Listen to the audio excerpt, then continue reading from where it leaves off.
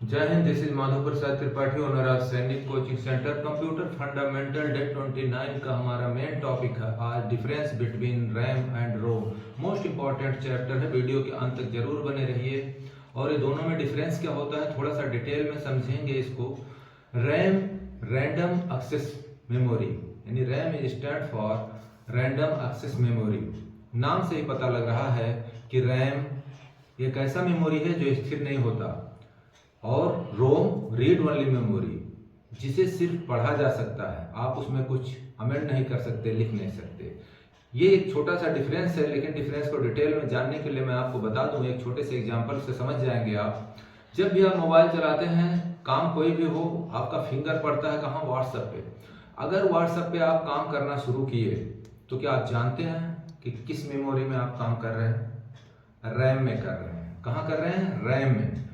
उसे कुछ देर चलाने के लिए एक रैंडम मेमोरी की जरूरत होती है, जिसे रैंडम एक्सेस मेमोरी कहते हैं।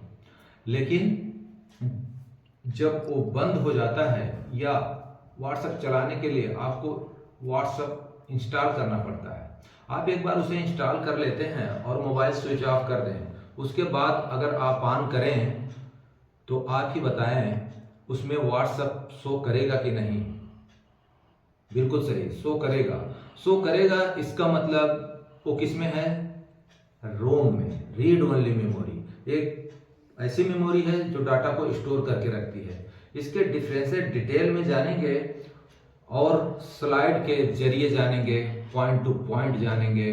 तो चलिए स्लाइड के जरिए आपको समझाते हैं। Computer fundamental day 29 topic difference between RAM and रोम।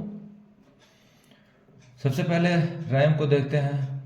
जैसे मैं आपको बताया, RAM first point, RAM stands for random access memory. इसका फुल फॉर्म होता है random access memory.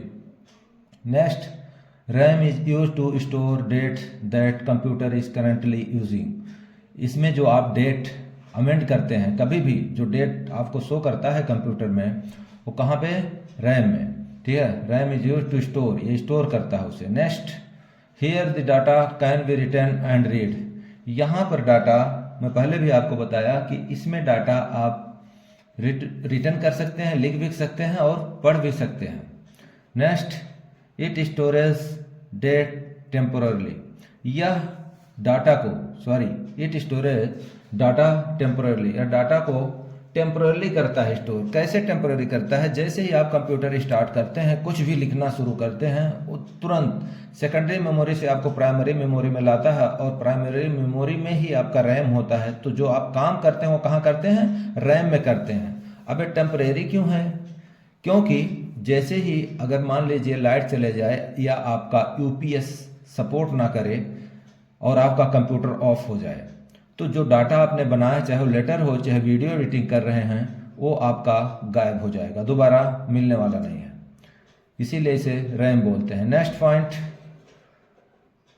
Mouse pointer पे आइए और इस पे नज़र रखिए। नेक्स्ट पॉइंट है, instructions in RAM can be change और डिलीटेड। कोई भी इसमें इंस्ट्रक्शंस जो भी आप लिखते हैं, उसे आप बहुत आसानी से चेंज भी कर सकते हैं और डिलीट भी कर सकते हैं, यानी मिटा भी सकते हैं।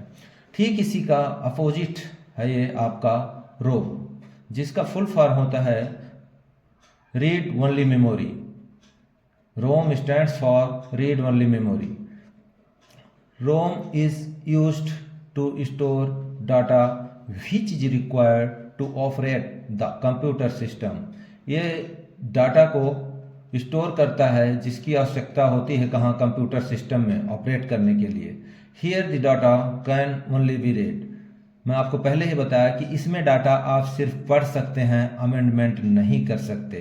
अब आप सोचेंगे अमेंडमेंट क्यों नहीं कर सकते? क्योंकि कंपनी जो डाटा देती है वो रोम होता है, उसमें हम चेंज नहीं कर सकते। अब आप बोलो कि हमने कंप्यूटर स्टार्ट किया और वो उसमें ऑलरेडी विंडोज 7 डाला हुआ है, या कंपनी ने उसमें जो डाटा डाला उसे मैं तुरंत चेंज कर दूं, हम उसमें कुछ नहीं कर सकते, सिर्फ काम कर सकते हैं। इसलिए यहाँ पे लिखा है कि here the data can only be read. इसमें डाटा सिर्फ आप पढ़ सकते हैं, और जब भी आपको पढ़ना हो किसी लैपटॉप या कंप्यूटर को, तो आप क्या करें, उसके माई कंप्यूटर या दिस पीसी पर जाइए और राइट क्लिक करके प्रॉपर्टीज़ देखिए। आपको डिटेल में मिल जाएगा कि इसके अंदर क्या क्या है, कितना बिट इसका डाटा है, क्या है, और प्रोफेशनल है इसका विंडो, सब कुछ डिटेल में मिलेगा। तो उसे सिर्फ आप पढ़ सकते हैं। वहाँ पे जाके आप उस प्रॉपर्टीज़ में अगर आप चाहें रैम की तरह कि मैं इसे डिलीट कर दूं या इसमें कुछ अमेंड कर दूं, तो आप कर नहीं सकते। इसलिए लिखा है here the data can only be red.